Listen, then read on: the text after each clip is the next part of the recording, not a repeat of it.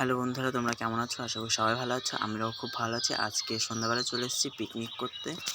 Just আমাদের একটা সুযোগ হলো পিকনিক করবো।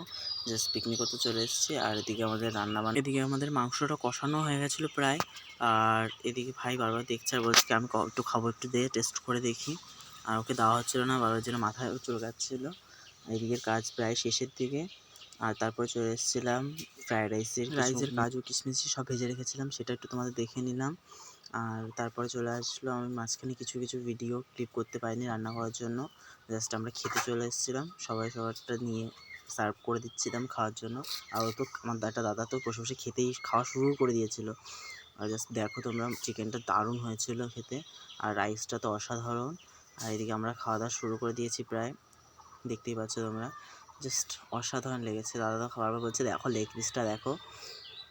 তোমরা দেখতেই পাচ্ছ, রিয়াকশানটা দেখলেই বুঝতে পারবে কতটা সুন্দর হয়েছিল। তারপরে বাড়ির দিকে বেরিয়ে যাচ্ছিলাম, তখন বাজে রাত 12:42। দেখতে পাচ্ছ অনেকটা রাত হয়ে গেছে। টেনশন করছিলাম বাড়িতে, বাবার বাড়িতে ফোন আসছিল, তাই বেরিয়ে গেলাম বাড়ি থেকে। চলো আজকে এই পর্যন্তই রইলো মিনি ব্লগ। তোমাদের যদি আমার ভিডিওটা ভালো লেগে থাকে তাহলে প্লিজ আমার চ্যানেলটা